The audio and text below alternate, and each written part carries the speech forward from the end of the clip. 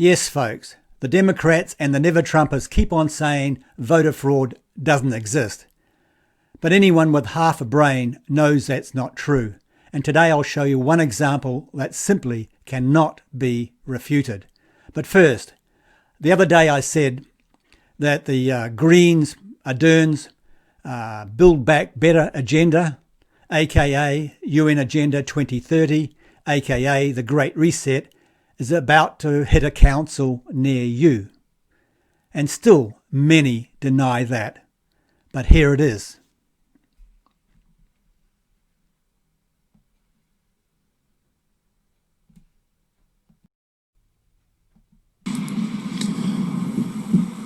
Local councils want a more uniformed approach. Want or forced? When tackling the effects of climate change. Hundreds of thousands of properties will be hit by flooding and coastal erosion, but it's not yet making those homes less attractive to buyers. Ryan Boswell reports. Demand is high for homes in the Christchurch suburb of South Shore. You can get a 3-bedroom house on a good sized section, close to the beach, still in that kind of 4 to mid 4s range. Bordered by a beach and an estuary, it provides a perfect outdoor lifestyle, albeit at the risk of erosion and flooding. It's kind of just a risk they're happy to accept. I kind of compare it to waterfront in Wellington or Auckland or Sydney. Nationwide, there are 450,000 homes within 1 kilometre of the coast that experts say will be hit more frequently by storms and rising sea levels. Unlikely that there'd be immediate decisions to abandon any communities. There'll be some things that can be done in the interim, and that might involve planning restrictions about new buildings in some areas, or it could involve some protection works or adaptation. Under the law, local councils are required to consider climate change. We're looking at a legal framework that all councils can apply consistently up and down New Zealand. Wow, we are looking at a legal framework that all councils can apply consistently up and down New Zealand. There it is, folks. Hopefully without challenge, because it's a big issue to put notices on people's property files. You don't say, but of course you are helping us. Then look ahead to see what adaptation can take place. Having that greater transparency and information available so people can make sensible decisions. At the moment, we're putting premium in price on houses that are close to the sea. We need to be rethinking that. With much of Christchurch built on swamp, 5,000 homes are expected to see premiums quadruple by 2050. There is always an issue with getting insurance on a property in a flood management zone, but that doesn't just apply to South Shore and South New Brighton. It's across the board. Yeah, so who's making money out of this hoax? Globalist insurance companies. Anyway, now to voter fraud.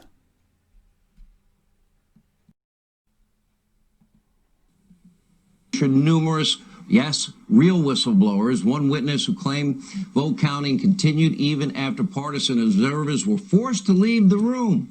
This is called evidence for those of you in the mob. Take a look. According to the witnesses, the Republican observers, there is a lady who has blonde braids who comes out to announce we're going to stop counting. Everyone go home. And in fact, we see that. What happens is everyone clears out, including the Republican observers and the press, but 4 people stay behind and continue counting and tabulating well into the night from that point, which is going to be about 10:25 when they all clear out, or 10:30. And they will continue counting unobserved, unsupervised, not in public view, as your statute requires, until about 1 in the morning. All right, look closely at your screen. Now, witnesses testifying that they were eyewitnesses, backed up by that newly released surveillance footage shortly after observers, they were asked to leave the room. Several large, mysterious suitcases, they believe filled with ballots, were rolled out from under a table. Watch for yourself. We're going to roll this back and show it to you. There you go. So now they're going to start pulling these ballots out from under this table. This table, the black one, was placed there by the lady with the blonde braids at about 8:22 a.m. in the morning. So she put that table there. upper right hand, you see the gentleman in the red.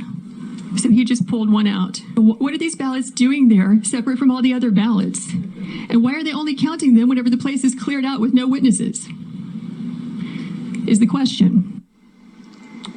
Let me break it down. What you're looking at, the video showing observers being asked to leave the vote counting location. That shouldn't happen as a matter of law.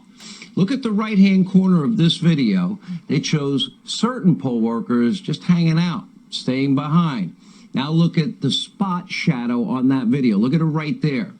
These same workers who stayed behind, they're now wheeling out the suitcases that were under that rectangular table there. So the obvious question is, well, why were the suitcases hidden under the table? And if they're ballots, why did they kick people out of the room? Why were they brought out after the observers were asked to leave? At the very least, well, you think that would be worthy of a criminal investigation. And coming up, the person you just heard from will join us live.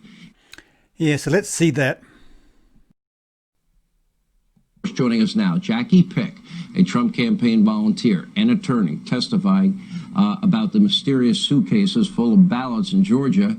Two whistleblowers, Grace Lennon, also testified in Georgia today, filed a sworn affidavit, and Evan Schock is with us. He's a poll worker in Michigan. Good to see you. All right, Jackie, let's start with you because this video, I want to play it. I want to play it slowly. You did a great job narrating exactly what happened, but then you're not making this claim alone. There are other people that are backing up your claim, again, with sworn affidavits, correct? Correct, yes. Two Opines, two witnesses who were Republican monitors for that particular location. Yeah, okay, so tell us what we're looking at. We're running the video now. We're looking in the upper right-hand corner. So observers were asked to leave the room. Take us from that point. Walk us through what we are looking at here. So what happened was our observers were there, the witnesses, and they said things were normal up until about 10:25 or 10:30, at which time they say the lady with the blonde braids, so you can see who that is there with the blue apron, came out and told or yelled to everyone, we're stopping the counting. We're stopping work. We'll see you all in the morning at 8:30. So that meant that all the people left. You can see that on the video over time within about 10 minutes.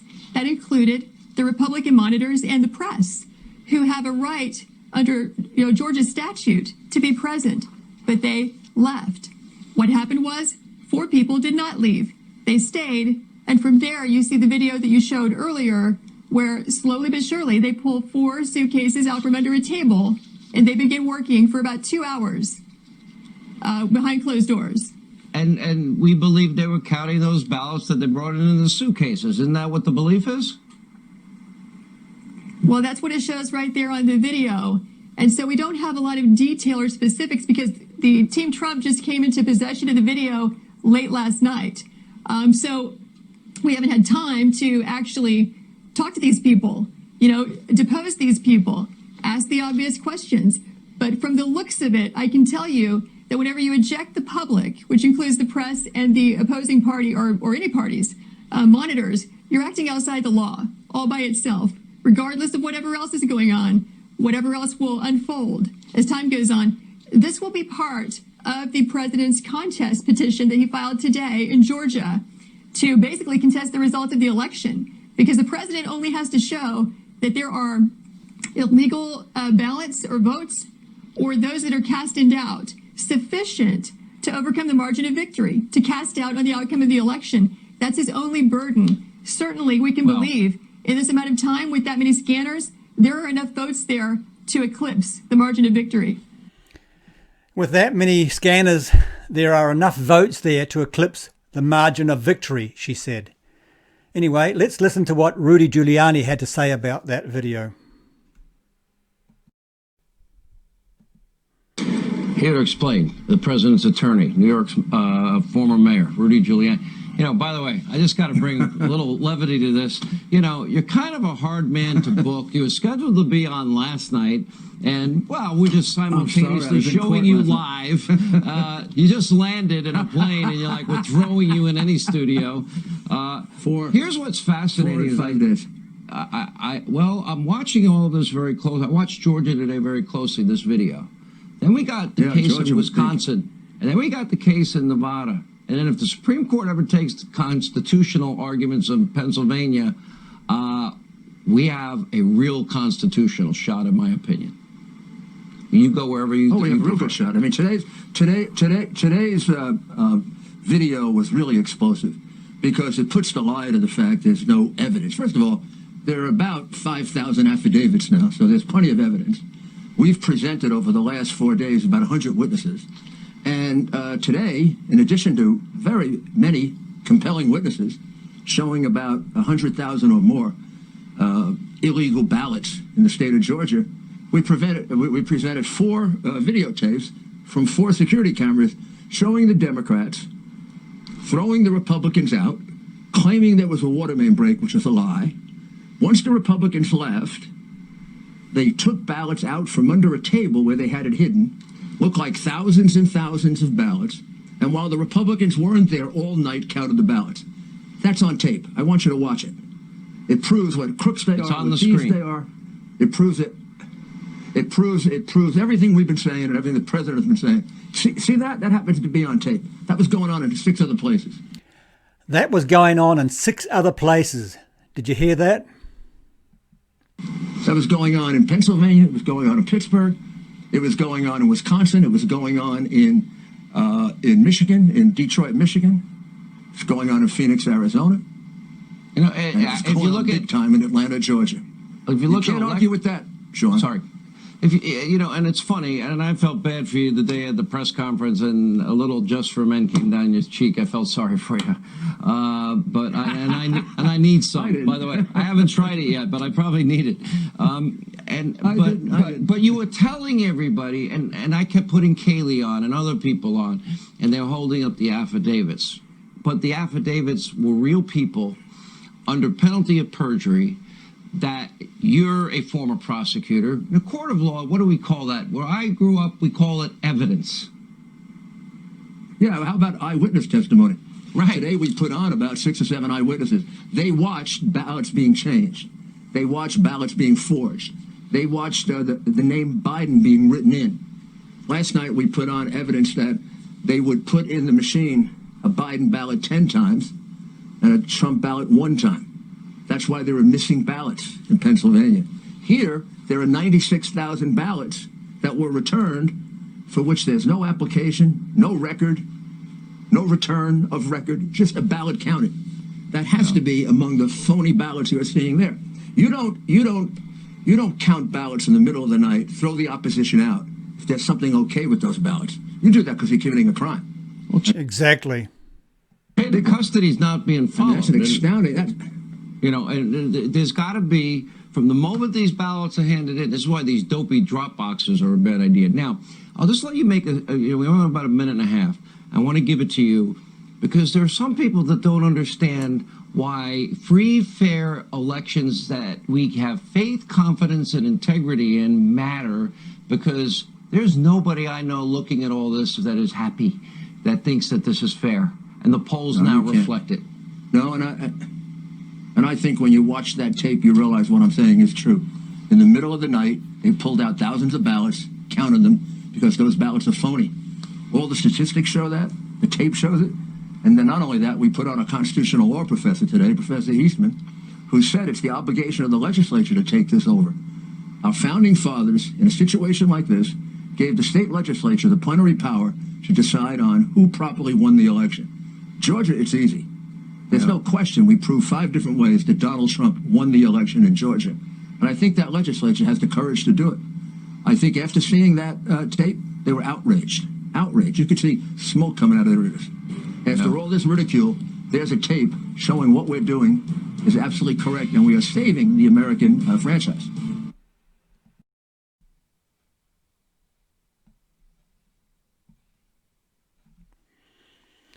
Now, folks, that evidence is just one example of thousands of examples. But that one was particularly good because it is tangible. People can see it and it can't be explained away.